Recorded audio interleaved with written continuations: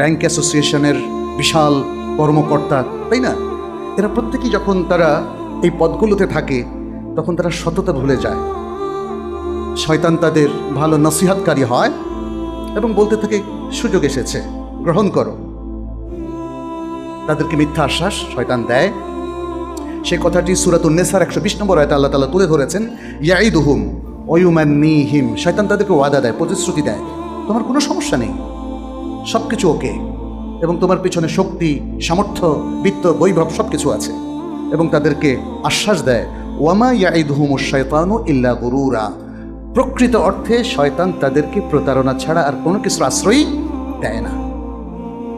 প্রত্যেক ব্যক্তি সে যদি নিজেও সিদ্ধান্ত নেয় যে আমি দুর্নীতি করে অবৈধভাবে দুনিয়ার এই বিষয় কামাবো, এই জমিগুলোর মালিকানা নেব, এটা কিন্তু প্রতারিত।